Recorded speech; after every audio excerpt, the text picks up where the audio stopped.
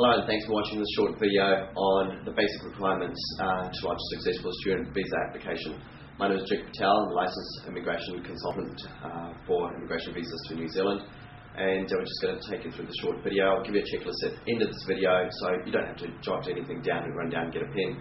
I'll give you a link so you can download this right away, and it'll be a bit more in-depth information than what's here. But overview of the student visa, first thing you'll need is to make sure you have a passport, and it's a valid passport. Go in there and check the expiry date, make sure everything's correct, because a lot of the times what I find is people's applications are refused to consider when you lodge it, even though you've done a good job, is because the basic requirements aren't met, and one of those is to have a validated passport. Right, number 2 is application fee and the signed form. So the form you'll need is a INZ form 1012. Okay, and make sure the form is filled in correctly.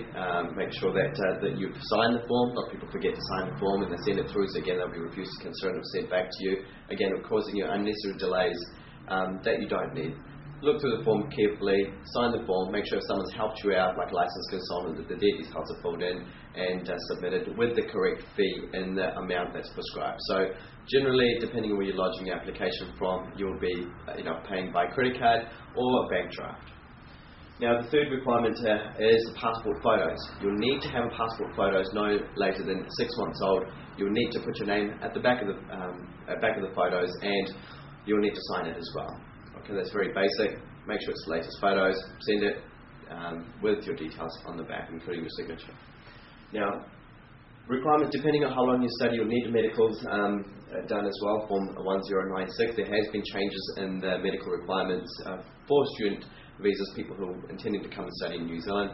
Again, I'll go over that in a bit more detail. If you have any questions, you can call our office or check our website for more info. But if you're studying for more than 12 months, you will need to do some form of immigration medical.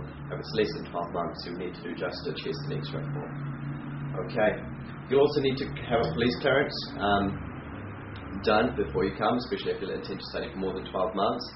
And I always say it's a good requirement just to go and do it anyway, even if you are going to do less than 12 months, especially if you don't know how long you're going to stay in the country, because you don't know really options are. Because if you're studying a level 7 course, for example, you're going to be granted a graduate job search visa, and perhaps open work visa if you find a job in your field.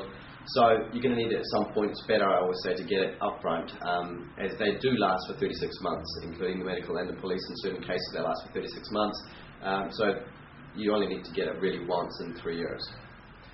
Okay.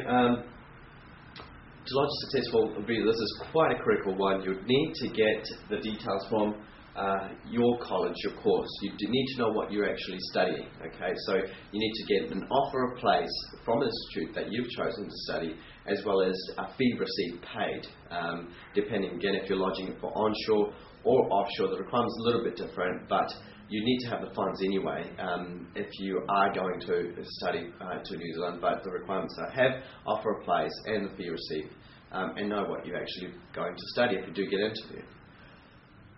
Also, the major requirements is the funds, evidence of funds. Okay, there's 2 ways of you can actually there's 3 ways of you providing funds to enter New Zealand.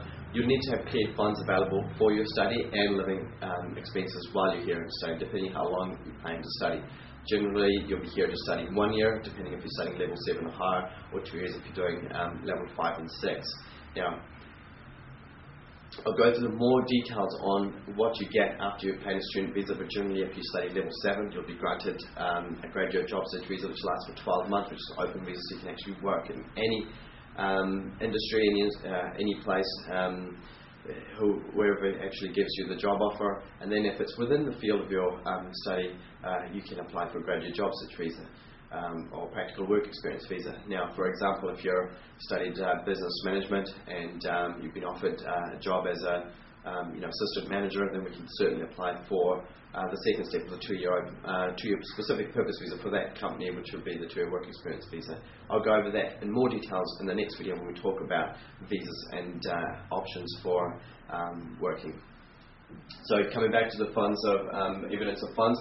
There's 2 ways. You can have cleared funds available in your bank for study, or you can get a sponsorship, 102 form 1025. If you have friends or family in New Zealand who are citizen or resident, who are willing to sponsor you, then you can fill out a sponsorship form and apply it through.